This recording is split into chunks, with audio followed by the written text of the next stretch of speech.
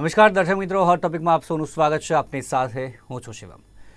દર્શક મિત્રો, હોટ ટોપિકમાં આજે આપણે વાત કરીશું કોંગ્રેસના વરિષ્ઠ નેતાની. આપણે જાણીએ છીએ કે આની પહેલાં સામ પિત્રોડા કે જેમનું નિવેદન એક બાદ એક બે નિવેદન જે સામે આવ્યા ને તેમાં ઘણો બધો વિવાદ સર્જાયો. સૌપ્રથમ નિવેદન કે સામ પિત્રોડાએ જે નિવેદન કર્યું હતું જે સંપત્તિને લઈને, અને તેમાંથી પણ કોંગ્રેસે ક્યાંક ને ક્યાંક જે પ્રકારે વિરોધ તેમાં પણ થયો હતો, કોંગ્રેસ હોય કે પછી ભાજપ હોય. આ સિવાય ત્યારબાદ ભારતના લોકો વિરુદ્ધ જે પ્રકારે વાત કરીએ તો ઉત્તર ભારત, દક્ષિણ ભારત, એ પ્રકારે અલગ અલગ જે ચાર ભાગ છે તેમાં અલગ અલગ જે લોકો કે જે અરેબિયન જેવા દેખાય છે, દક્ષિણ જે પ્રકારે આફ્રિકન જેવા દેખાય છે, સાઉથના, આ પ્રકારના નિવેદનો તેમના દ્વારા જે આપવામાં આવે તેમાં ચોક્કસથી વિરોધ થયો. ત્યારબાદ તેમણે રાજીનામું પણ આપ્યું સામ પિત્રોડાએ. હવે અન્ય એક વરિષ્ઠ નેતા મણિશંકર અય્યર કે જે અગાઉ પણ વિવાદિત નિવેદન કે જે તેમણે આપ્યા છે, જેમાં ખાસ કરીને જે પાકિસ્તાન પ્રેમને લઈને જે પ્રકારના નિવેદનો સામે આવે છે, અગાઉ પણ જે પ્રકારે સામે આવ્યા હતા ને અત્યારે વધુ એક જે નિવેદન સામે આવેલું છે. એક ઇન્ટરવ્યૂમાં તેઓ જણાવી રહ્યા છે કે પાકિસ્તાન પાસે અણુબોમ્બ છે, એટલે જો એ હુમલો કરી દેશે તો, કારણ કે જે પ્રકારે પાકિસ્તાન એક સાર્વભૌમ દેશ છે, તેમનું પણ એક સન્માન છે, એટલે કે ભારતે તે સન્માન જાળવવું જોઈએ. આ પ્રકારની વાત કરવામાં આવી છે અને વાતચીત કરવી જોઈએ. હાલની સરકાર વાતચીત કરવા માટે, ચર્ચા કરવા માટે કેમ તૈયાર નથી, આવી એક વાત કરવામાં આવી છે. તેમની પાસે પરમાણુ બોમ્બ છે, આ પ્રકારની વાતો પણ કરવામાં આવી રહી છે. શા કારણે આ જે પ્રકારે કહી શકાય કે અવારનવાર આ પ્રકારના નિવેદન પાકિસ્તાન પ્રેમને લઈને આપે છે. અગાઉ પણ આપણે વાત કરીએ તો થોડા વર્ષો પહેલાં પણ જે આ જ મુદ્દો તેમણે પાકિસ્તાની ટીવી ચેનલમાં એક ઇન્ટરવ્યૂમાં આવી જ વાત એક કરી હતી કે જેમાં વાતચીત જે કરવામાં આવે તેનાથી જ ઉકેલ આવશે અને એનો એક જ ઉપાય છે કે કોંગ્રેસ સત્તામાં આવે અને જે હાલની સરકાર છે તેને ઉખાડવામાં મદદ કરે. તે પ્રકારની વાત પણ કરવામાં આવી હતી. એટલે આ જે નિવેદન છે તેને જ લઈને આપણે આજે વાત કરીશું અને આની કોંગ્રેસને ખાસ કરીને કેવી માઠી અસર પડશે, કોંગ્રેસ ખાસ કરીને મુશ્કેલીમાં મુકાઈ રહી છે, કોંગ્રેસના નેતાઓ જવાબ કે જે આનો નથી આપી રહ્યા, તે જ વાત કરીશું આજે આપણે. જયવંતભાઈ પંડ્યા આપણી સાથે જોડાયા છે ચર્ચા કરવા માટે, રાજકીય વિશ્લેષક, અને સાથે જ રક્ષા વિશેષજ્ઞ મનનભાઈ ભટ્ટ આપણી સાથે જોડાયા છે. બંનેનું સ્વાગત છે નિર્માણ ન્યૂઝમાં. જયવંતભાઈ, જે પ્રકારે આપણે વાત કરી સામ પિત્રોડાની, જે વાત કરી વિરોધ થયો, બે ઉપરાઉપરી નિવેદન તેમના, ત્યારબાદ રાજીનામું પડ્યું.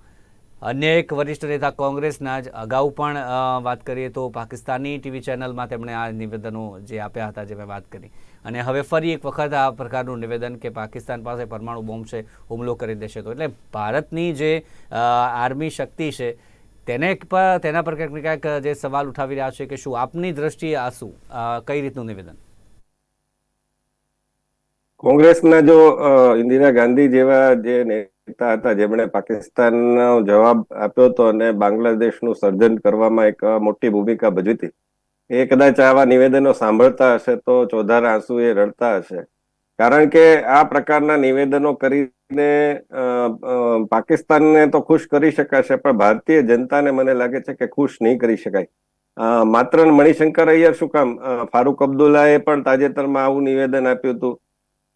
ઉદ્ધવ ઠાકરેની શિવસેના છે એના સમર્થનમાં, એના ઉમેદવારના સમર્થનમાં એક જે મુંબઈ વિસ્ફોટનો એમાં 10 વર્ષ જેલમાં રહીને આવેલો આતંકવાદી છે એ પ્રચાર કરી રહ્યો છે.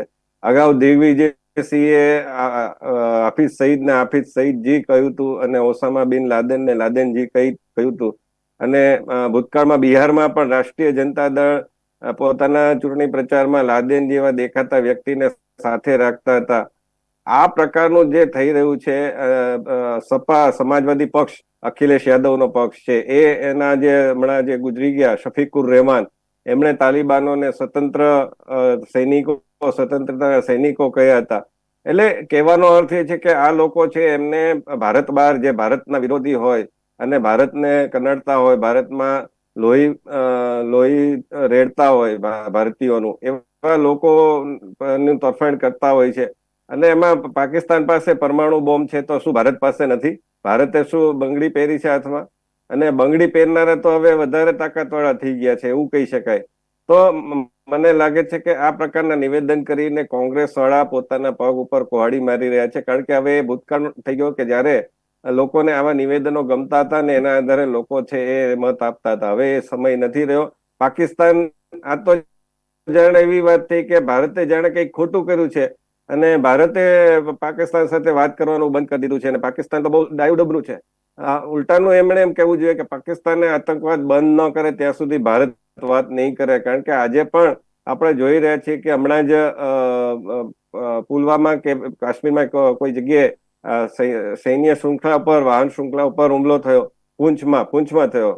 તો આ પ્રકારનું કરીને પાકિસ્તાનના કયા લોકોને, પાકિસ્તાનના બધા લોકો પણ ખુશ નથી જ, કારણ કે પાકિસ્તાનના ઘણા લોકો હવે સમજે છે કે આ પ્રકારની રાજનીતિથી આપણે લોટ માગવાની વારો આવી ગયો છે. ત્યાં છે સિમ કાર્ડ પર પ્રતિબંધ મૂકી દીધો છે, કારણ કે કર નથી ભર્યો, અને તમારા લગ્ન પ્રસંગોમાં પણ એક જ ડીશ રાખવી એવો નિયમ ત્યાં કરી દેવામાં આવ્યો છે. તો એ લોકોમાં પણ ઘણા લોકો છે કે જે સમજે છે કે આ પ્રકારની આતંકવાદી નિકાસ કરવાની રાજનીતિથી પાકિસ્તાનને કોઈ ફાયદો થયો નથી. આજે એને કોઈ શકોરો લઈને જાય છે પણ કોઈને ભીખ આપવા તૈયાર નથી. તો આ પ્રકારના નિવેદનોથી પાકિસ્તાની પણ બધા ખુશ નહીં થયા હોય. મનનભાઈ, એ જ વાત આપને જે વાત કરવામાં આવી છે કે ચર્ચા કરવી જોઈએ. ભારત ચર્ચા નથી કરતું, બસ અત્યારની જે સરકાર છે કે બંદૂક લઈને બેઠી છે, ચર્ચા નથી કરવી. આ પ્રકારનું નિવેદન કેટલું યોગ્ય આ સમયમાં, એ પણ આ છે ને કોંગ્રેસ પાર્ટી અને કોંગ્રેસ પાર્ટીની નેતાગીરી હવે વિચારી રહી હશે કે દુશ્મન ન કરે દોસ્ત ને વો કામ કિયા હૈ.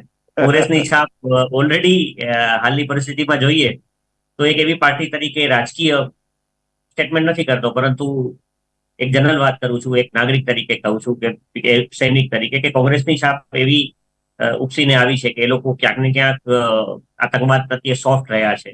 અને તમને યાદ હશે કે જયારે મુંબઈની અંદર હુમલો થયો ત્યારે 26/11 હુમલો, હું ત્યારે મારા પરિવાર સહિત વીટી સ્ટેશન પર હતો અને કસાબે ફાયરિંગ શરૂ કર્યું હતું. એટલે મુંબઈ હુમલાનો તો હું પોતે સાક્ષી રહ્યો છું.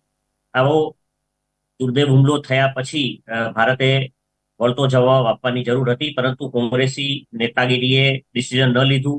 2008માં એમણે પાકિસ્તાન વિરુદ્ધ એક્શન્સ લેવા જોઈએ, નહોતા લીધા.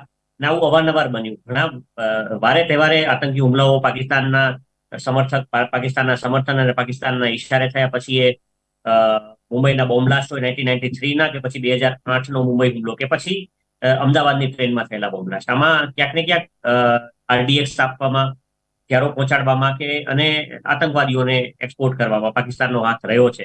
એ ભારતમાં બધા જ જાણે છે. બીજી તરફ કાશ્મીરની અંદર જો વાત કરીએ તો કઈ રીતે આતંકવાદનો એક્સપોર્ટ આજે પણ ચાલુ છે. પૂંછનો હુમલો, જે રીતે જે અંસરે વાત કરી કે પૂંછમાં જે રીતે એરફોર્સના કોન્વોય પર હુમલો થયો, એરફોર્સની ટ્રક પર હુમલો થયો, એમાં પરિવારના લોકો પણ બેઠા હતા અને એક એર વોરિયરનું અનફોર્ચ્યુનેટલી બલિદાન થયું. તો આ પરિસ્થિતિમાં પાકિસ્તાન જ્યારે કન્ટિન્યુઅસલી ટેરર એક્સપોર્ટ કરવાની વાત કરે છે, ત્યારે ભારતની રાષ્ટ્રીય સુરક્ષા નીતિ જે છે એ પાકિસ્તાન સાથે વાત ન કરવાની છે. તો એ નીતિ, હું એવું માનું છું કે રાષ્ટ્રીય નીતિ દરેક પક્ષ માટે સરખી હોવી જોઈએ. રાષ્ટ્રીય સુરક્ષાની નીતિથી અલગ જઈને વાત કરવી અને આવી બધી, મને ખાસ કરીને જો વાત કરું તો એ જે પરમ દિવસે સેમ પિત્રોડાનું જે નિવેદન આવ્યું, એનો મને બહુ ધક્કો લાગ્યો કે મારી સાથે એ જ સમયે એનું સ્ટેટમેન્ટ ન્યૂઝમાં ફ્લેશ થયું ને એ જ સમયે મારી સાથે મારો એક સાઉથ ઇન્ડિયન ફ્રેન્ડ, અમે લંચ કરતા હતા અને હી સેડ કે શું અમે લોકો આફ્રિકન છીએ, તમે ગુજરાતીઓ આવું માનો છો?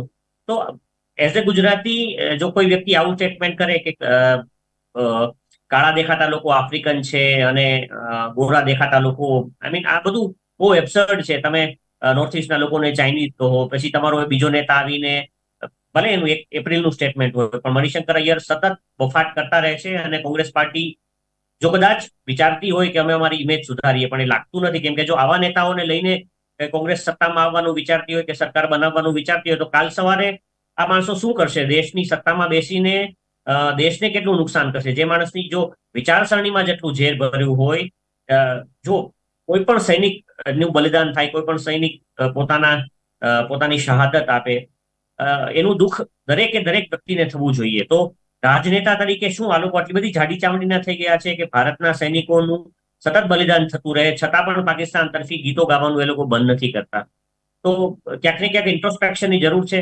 કેટલા નેતાઓને કાઢશે? એમણે નેતાઓને કાઢવાની જરૂર નથી. એમણે જે રીતે જયવંત સરે કીધું કે એ કોંગ્રેસને રિવાઇવ કરવાની જરૂર છે. જે ઇન્દિરા ગાંધીના સમયમાં જે રાષ્ટ્રપ્રેમ અને જે રાષ્ટ્ર ભાવના જોવા મળી હતી, જેને લીધે ભારતે બાંગ્લાદેશના 2 ટુકડા કર્યા હતા. શું આ એ જ પાર્ટી છે, એ જ પાર્ટી જે ત્યારે સત્તામાં હતી ને જેમણે આટલું મોટું કહી શકાય ને કે ઈસ્ટ પાકિસ્તાન અને વેસ્ટ પાકિસ્તાનને લીધે ભારતને સ્ટ્રેટેજિકલી જે મોટું તકલીફો પડતી હતી ને એ બધું એક જ વારમાં એમણે સોલ્વ કરી નાખ્યું. અને કેવળ 13 દિવસની લડાઈમાં 16મી ડિસેમ્બરે 1માંથી 2 પાકિસ્તાન બની ગયા હતા. તો એમણે ઇન્ટ્રોસ્પેક્શનની બહુ ચોક્કસ જરૂર છે. એટલે રાજકીય ન રહીને પણ એટલું કહીશ કે જો આવા વિચારો ધરાવે તો આવા વિચારો ધરાવતો ઝેરીલા વિચારો ધરાવતા પક્ષના લોકો જો સત્તામાં આવે તો દેશને બહુ મોટું નુકસાન થઈ શકે એમ છે, એવું મને લાગે. જી ચોક્કસથી પક્ષને તો નુકસાન થશે જ, પરંતુ રાજકીય લેવલે જવેદભાઈ વાત કરીએ તો જે આની પહેલાં જે થોડા ઘણો વર્ષો પહેલાં જે વાત કરી હતી કે જો આનો એક ઉપાય છે તો ઉસકો ઉથલાને મેં આપકો હમારી મદદ કરવી પડેગી, એવું એક નિવેદન આઈ થિંક આપ્યું હતું તેમણે પાકિસ્તાની ન્યૂઝ ચેનલમાં આ પ્રકારનું નિવેદન આપ્યું હતું. ત્યાં એક કાર્યક્રમમાં તેમણે આ નિવેદન આપ્યું હતું.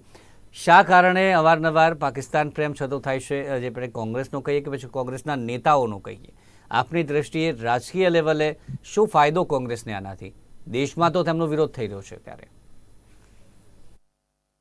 એટલે મણિશંકર અય્યરે તમે જેમ કહ્યું એમ ભૂતકાળમાં પણ પાકિસ્તાનમાં જઈ અને ત્યાં પણ એમને પૂછવામાં આવ્યું કે ભારત છે પાકિસ્તાન સાથે વાત નથી કરતું, શાંતિ નથી રાખતું, તો એમણે સ્પષ્ટ એવું કહ્યું હતું કે યદि આપ શાંતિ ચાહતે હો तो वहां पर मोदी सरकार है, उनको हटाने में हमारी मदद कीजिए, तभी शांति बनेगी. આનો અર્થ સ્પષ્ટ છે કે એ એવું કહેવા માંગે છે કે જો અમે સત્તામાં આવીશું તો પાકિસ્તાન સાથે એવા સુવર્ણ સંબંધો થઈ જશે કે ભૂતકાળમાં એ લોકો અહીંયા આવતા હતા 2013માં જમ્મુ કાશ્મીરમાં છેક અંદર સુધી આપણા 2 સૈનિકોના માથા વાઢીને આરામથી બગીચામાં આવ્યા હોય પોતાના પિતાજીના, એમ એ સહી સલામત પાછા ચાલ્યા જતા હતા. આજે એવું નથી થઈ શકતું, તો એમાં અમે તમારી મદદ કરીશું. એ ભૂતકાળમાં જે રીતે 26 નવેમ્બર 2008ના રોજ મુંબઈમાં 3 દિવસ આક્રમણ થયું, હું તો એને આક્રમણ જ કહું છું, હુમલો નથી કહેતો, એ આક્રમણ જ હતું. આપણે એને હુમલો માનીએ જુદી વાત છે, પરંતુ એ આક્રમણ થયું, 3 દિવસ નગ્ન નાચ અને વિદેશી નાગરિકો પણ એમાં મર્યા. એમ છતાંય તે આપણે માત્ર પત્રો લખ્યા અને આપણે દસ્તાવેજો પૂરા પાડ્યા, પરંતુ કંઈ થયું નહીં. અને તમે જો કે કેપ્ટન અભિનંદન વર્ધમાનને જ્યારે એને પકડી લેવામાં આવ્યા ત્યારે ભારત નહીં પણ અમેરિકાએ કહેવું પડ્યું, ડોનાલ્ડ ટ્રમ્પે, કે ભારત કુછ બડા કરને જા રહા હૈ.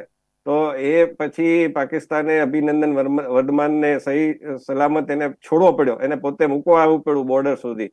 આ સ્થિતિ ફરક હોય છે. તમારી પાસે આટલી મોટી શક્તિ છે, સૈન્ય શક્તિ છે, તમારી પાસે આટલા સંરક્ષણ સાધનો છે, એમ છતાંય તમે જયારે તમે કંઈક પાપ કર્યું છે એવી મનોદશામાં રચેલો અને સામેવાળા એટલું બધું કરી જાય છતાંય તમે એને એના ગુણગાન ગાયો, એને પીઠ થાબડે રાખો, એની સાથે એના કલાકારો, એ મણિશંકર અય્યર એવું જ ઈચ્છે છે, એટલે કે કોંગ્રેસ એવું ઈચ્છે છે કે ત્યાંના લોકો અહીંયા આવે, બોમ્બ ધડાકા કરીને ચાલ્યા જાય, ત્યાંના કલાકારો અહીંયા આવે, અહીંયા કમાય, આપણા નાગરિકોના ભોગે, આપણા કલાકારોના ભોગે, અને પછી ત્યાં જઈ અહીંયા જાસૂસી કરીને જાય અને ત્યાં જઈ અને પછી ભારતની ટીકા કરે. જેમ પેલી વીણા મલિક નામની સાવ વાહિયાત, હું તો કહું કે એને કઈ એનામાં કોઈ કળાનો એક અંશ પણ નહોતો, માત્ર ને માત્ર કોઈક એવા કારણસર એને અહીંયા ચમકાવવામાં આવે, બિગ બોસ ને બધામાં પિક્ચરમાં પણ, અને એ પછી જઈને ભારતની ટીકા કરે.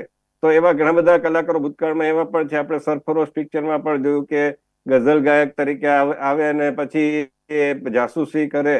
તો એ પ્રકારનું થતું જ હતું. એ લોકો અહીંયા નકલી નોટોનો વેપાર કરતા હતા, નકલી નોટો ઘુસાડતા હતા અને આપણું અર્થતંત્ર છે એ પાયમાલ કરી નાખતા હતા. તો આ કોંગ્રેસ છે અને મણિશંકર અય્યર છે એવું ઈચ્છે છે કે આ બધું ફરીથી ચાલુ થાય અને ભારત કેમ આટલું ઊંચું આવે અને 11મા નંબરેથી 5મા નંબરનું અર્થતંત્ર કેવી રીતે બને, એટલો જીડીપી કેવી રીતે ચાલે, આટલા બધા વાહનોનું વેચાણ કેવી રીતે થાય, એટલું મેન્યુફેક્ચરિંગ કેવી રીતે થાય, એપલ ને આ બધા ફોન કેવી રીતે અહીંયા આવે, સેમસંગ ને બધા. તો આ પ્રકારનું ઈચ્છતા નથી એવું સ્પષ્ટ હવે તો મને કહેવાનું મન થાય છે. કારણ કે આ પ્રકારનું એક નીચલી કક્ષાનું આપણા સૈનિકોનું તમે મનોબળ તોડવા માંગો છો કે શું આવા નિવેદનો કરીને? તો સૈનિકો પાસે નથી, આપણી પાસે પરમાણુ શક્તિ નથી, અને આપણે એમની પાસે તો ચીની માલ હશે કદાચ, એ પણ તકલાદી. આપણી પાસે તો આપણો અસલ માલ છે, આપણે DRDO એ વિકસાવેલો માલ છે. જી મનનભાઈ, એ જ વાત સૈન્યની દ્રષ્ટિએ જે પ્રકારે વાત કરીએ કે તેમણે વાત કરી છે પાકિસ્તાન પાસે પરમાણુ બોમ્બ છે, ઇન્ડિયાની વાત કરીએ તો એ જ ચેનલમાં જે એન્કરે એવું પણ કહ્યું કે જો ઇન્ડિયા પાસે નથી, આ વાત પણ કરવામાં આવી છે. સૈન્યની દ્રષ્ટિએ જોઈએ તો ભારત અને પાકિસ્તાન આપની દ્રષ્ટિએ કેટલું આગળ છે અને પાકિસ્તાન આવી હિંમત પણ કરી શકે અત્યારે એ સિચ્યુએશનમાં, અત્યારે જે સિચ્યુએશન પાકિસ્તાનની છે? જો અત્યારે ડિસ્કશન્સમાં ભલે આપણે ભારત અને પાકિસ્તાન થતા હોય, પરંતુ આજની તારીખે આ છેલ્લા એમ કહી શકાય કે છેલ્લા 5-10 વર્ષમાં જે રીતે મેન્યુફેક્ચરિંગ ઇન્ડિયામાં આપણે શસ્ત્રોનું કરી રહ્યા છીએ, અને ખાસ કરીને વાયુસેનાની અંદર LCA તેજસ વિમાનો આવ્યા, ભારતીય ઇન્ડિયન આર્મીની અંદર ભારતમાં બનેલી ટેન્ક્સ આવી, અર્જુન ટેન્ક્સ આવી, અને આ પ્રકારે ઘણા બધા જે પછી ખાસ કરીને આર્ટિલરી ગન જે ભારતમાં વિકસિત થયેલી ભારતીય સેનામાં ઇન્ડક્ટ કરવામાં આવી. એટલે આપણે જયારે આત્મનિર્ભર બન્યા છીએ, જ્યારે આપણું મેન્યુફેક્ચરિંગ આપણે પોતે કરવા માંડ્યા, અને હમણાં એનાઉન્સમેન્ટ થયું કે ભારત હવે એમ્યુનિશન બહારથી વિદેશથી નહીં ખરીદે, કેમ કે આપણી જે એમ્યુનિશન ફેક્ટરીઝ છે એ લોકોનું જે પ્રોડક્શન છે એ લેવલ પર, ક્રિટિકલ લેવલ પર પહોંચી ચૂક્યું છે કે આપણે ભારતના એમ્યુનિશનની જે રિક્વાયરમેન્ટ છે, એટલે ન કેવળ યુઝની રિક્વાયરમેન્ટ, કેમ કે યુદ્ધ ચાલુ નથી એટલે એમ્યુનિશનનો ઉપયોગ જેમ યુદ્ધમાં થાય એટલો ન થાય, પરંતુ યુદ્ધ સમયે આપણે કેટલી જરૂર પડે એનો એક આપણે સ્ટોક રાખવો પડે. અને અમુક સમયે એમ્યુનેશન એક્સપાયર થઈ જાય. એમ્યુનેશન એટલે કે મોટા તોપગોળા હોય કે પછી ગોળીઓ હોય, આ બધું અલગ અલગ લેવલનું એમ્યુનેશન આપણે સ્ટોર કરવું પડે યુદ્ધને માટે. તો એની જે પ્રોડક્શન કેપેસિટી છે ભારતની ઘણી ઉપર હવે જતી રહી છે. આપણે જોયું કે કઈ રીતે હિન્દુસ્તાન એરોનોટિક્સ લિમિટેડ નું ના નવા એકમો સ્થાપવામાં આવ્યા છે, જેથી કરીને LCA તેજસ, અને ખાસ કરીને LCA તેજસનું MK1 version, AMCA version, અને બીજી તરફ નેવલ LCA એટલે તેજસનું નેવલ વર્ઝન, એની પણ ટ્રાયલ્સ ચાલી રહી છે. એનું વિક્રમાદિત્ય અને વિરાટના ડેક ઉપર લેન્ડિંગ કરાવવામાં આવ્યું છે. એટલે એટલું ચોક્કસ કહી શકાય કે ભારત જે રીતે ડિફેન્સ મેન્યુફેક્ચરિંગમાં અને પોતાની ડિફેન્સ ટેક વિકસાવવામાં આગળ વધી રહ્યું છે, એ જોતા ભારતનું કમ્પેરિઝન હવે પાકિસ્તાન સાથે કરવાનો કોઈ આશય જ નથી, કેમ કે પાકિસ્તાન ટોટલી ચાઇના પર રિલાયન્ટ છે. અને બહુ તાજેતરમાં મને યાદ છે ત્યાં સુધી એવા સમાચાર આવ્યા હતા કે ચીનના જે F-17 વિમાનોના ખામીયુક્ત એન્જિન્સ, પછી ચીને જે મિસાઇલ ડિફેન્સ સિસ્ટમ એની લોમાર્ડ્સ કરીને એક બટકાવી હતી પાકિસ્તાનને, પરાણે વેચી હતી, એ sorry for my words, but આ બધી ટેકનોલોજી એટલી બધી આઉટડેટેડ અને જૂની આપે છે ચીન, કે જેને લીધે પાકિસ્તાનમાં એ ઓપરેટ કરતી વખતે એના સૈનિકો ખવાઈ જાય છે. એટલે આપણી એની સાથે કોઈ કમ્પેરિઝન જ ના હોય, કોઈ સવાલ જ નથી. હા, એટલું ચોક્કસ છે કે ન્યુક્લિયર ટેકનોલોજી પાકિસ્તાને આપણી સાથે જ ઓલમોસ્ટ એકાદ વર્ષના આગળ પાછળ જ વિકસાવી હતી, અને એની પાસે ન્યુક્લિયર આર્મામેન્ટ છે. પણ એ તો ઓપન સિક્રેટ છે. ન કેવળ ભારત અને પાકિસ્તાન, પરંતુ ઇઝરાયલ પણ અનડિક્લેર્ડ ન્યુક્લિયર નેશન છે. એનો અર્થ એવો નથી કે કોઈ દેશ બીજા દેશ પર અચાનક ન્યુક્લિયર હુમલો કરે. અને આપણા જ દેશને એવી ધમકી આપવી ગર્ભિત શબ્દોમાં કે પાકિસ્તાન પાસે અણુશક્તિ છે એટલે ભારતે ધ્યાન રાખવું જોઈએ, તો એ તો અણુબોમ્બ પાકિસ્તાન પાસે હતો, છતાં પણ ભારતે 2016ની અંદર આપણા સૈનિકો અક્રોસ ધ LOC મોકલ્યા, સર્જિકલ સ્ટ્રાઇક કરી, એમના ઠેકાણાઓને ખતમ કર્યા, અને આપણે પાછા આવ્યા. એ પછી 2019ની અંદર અભિનંદન વર્તમાન ની પહેલા ભારતે જે રીતે એર સ્ટ્રાઇક કરી અને પાકિસ્તાનના ઘરમાં ઘૂસીને પાકિસ્તાનના આતંકી ઠેકાણાઓને, એના મદ્રેસાને ખતમ કર્યું જ્યાં આતંકીઓને એમણે રાખ્યા હતા, અને પાછા વિમાનો પાછા આવ્યા. તો આ બધું ભારતે કર્યું જ છે. એટલે ન્યુક્લિયર હુમલાની બીક કોને બતાવે છે એ ખરેખર વિચારવા જેવું છે. એને શું પોતાને બીક લાગી રહી છે કે હું પાકિસ્તાન તરફેણમાં સ્ટેટમેન્ટ નહીં આપું તો મને પાકિસ્તાનમાં કોઈ ઘૂસવા નહીં દે મણિશંકર અય્યરને, કેમ કે ભારતમાં તો હવે એ માણસનો હાથ પકડવા વાળું કોઈ રહ્યું નથી. એટલે એ પાકિસ્તાન ચિલાઈ રહ્યા છે. બાકી હકીકત એ છે કે ભારતે અત્યારે જો સુરક્ષાની દ્રષ્ટિએ જોઈએ તો ભારત નો સૌથી મોટો જો એડવર્સરી કોઈ હોય, હું દુશ્મન શબ્દ નથી વાપરવા માંગતો, હરીફ શબ્દ વાપરીએ, કેમ કે દુશ્મન તો છે જ, એવું નથી, ભારત જાણે છે, પરંતુ કે છે ને કે રાજકીય પરિપ્રેક્ષ્યમાં કહીએ તો એ શબ્દ કદાચ વાપરવો યોગ્ય નહીં ગણાય. તો એ હરીફ દેશ જો કોઈ હોય તો એ ચાઇના છે. અને ચીનથી આપણને કેટલા મોટો ખતરો છે, કઈ રીતે ચીન બોર્ડરની અંદર વિલેજીસ ઉપર વિલેજીસ ડેવલપ કરી રહ્યું છે, ભૂટાનમાં ઇંગ્રેસ એટલું બધું કરી ચૂક્યું છે, ડોકલામ પ્લેટેઉમાં ઘૂસી ચૂક્યું છે. વારે તહેવારે વિદેશ મંત્રાલય તરફથી આ બાબતના સમાચારો આવતા રહ્યા છે. એટલે ભારત પોતાની મિલિટરી ટેકનોલોજી હોય કે પછી બોર્ડર ઇન્ફ્રાસ્ટ્રક્ચર હોય, એ ચીનને નજરમાં રાખીને ડેવલપ કરી રહ્યું છે, નહીં કે પાકિસ્તાનને. પાકિસ્તાન સાથે આપણે જે મોટો જો અત્યારે કોઈ સંઘર્ષ હોય જેને લીધે આપણે ખૂબ ખુવારી વેઠી રહ્યા હોય તો એ સિયાચીનનો છે. સિયાચીનની મેટર સોલ્વ કરવી ભારત માટે બહુ જરૂરી એટલા માટે છે કે સિયાચીનની બાજુમાં જે ખીણ છે સ્ટ્રેટેજિક ઇમ્પોર્ટન્સની, એ બધી ખીણની આજુબાજુમાં પણ ચીન અને પાકિસ્તાન ભેગા મળીને ક્યાંક ને ક્યાંક પોતાનું ઇન્ફ્રાસ્ટ્રક્ચર ડેવલપ કરી, મિલિટરી ઇન્ફ્રાસ્ટ્રક્ચર ડેવલપ કરી રહ્યા છે. અને જો એ બંને દેશો ભેગા થાય અને ભારત માટે તો એ પરિસ્થિતિ થોડી વિકટ બને એમ છે. એટલે ભારતનું લક્ષ્ય પાકિસ્તાન છેલ્લા ઘણા વર્ષોથી નથી. ભારત માટે સૌથી મોટો એડવર્સરી કોઈ હોય તો એ ચાઇના છે. દેવેનભાઈ, એ તો આપણે વાત કરી, પરંતુ એક વિડીયો પાકિસ્તાનથી હમણાં થોડા દિવસ પહેલાં આવ્યો હતો તેમની સંસદમાંથી કે ભારત અત્યારે જે વિશ્વગુરુ બનવા તરફ આગળ જઈ રહ્યો છે અને આપણે હજી ભીખ માગવી પડે છે. આ પ્રકારનો એક વિડીયો પાકિસ્તાનથી પણ સામે આવ્યો હતો. ભારતથી વાત કરીએ તો ભારતમાં પણ આ જે વિપક્ષવાળા આ પ્રકારની વાતો કરવામાં આવે છે. જ્યારે આપણે વાત કરીએ અન્ય દેશોની, યુરોપની વાત કરીએ કે પછી ત્યાં વાત કરીએ, જ્યારે દેશનો મામલો હોય છે ત્યારે તમામ લોકો એક થઈ જતા હોય છે. આપણે ઇઝરાયલના હમણાં યુદ્ધ વખતે પણ જોયું, તે વખતે એક શું સ્થિતિ હતી. અન્ય જે જ્યારે બીજા દેશોની વાત કરીએ, કઈ રીતના અલગ પડે છે જ્યારે આપણે અહીંયાના જે આપણે વાત કરીએ તો ભારત પાકિસ્તાનને આ દેશોની વાત કરીને આ દેશોની વાત કરીએ, કઈ રીતે આ જે રાજનીતિમાં જે નેતાઓના જે નિવેદનો છે કે નેતાઓની વિચારસરણી છે તે અલગ પડતી હોય છે? જયવંતભાઈ, વિચારસરણીમાં એવું છે કે કેટલાક લોકો અત્યારે સત્તા વિહોણા થઈ ગયા છે, એટલે બેબાકડા થઈ ગયા છે અને સત્તા માટે બીજા દેશોની મદદ માંગવા પણ ખચકાતા નથી.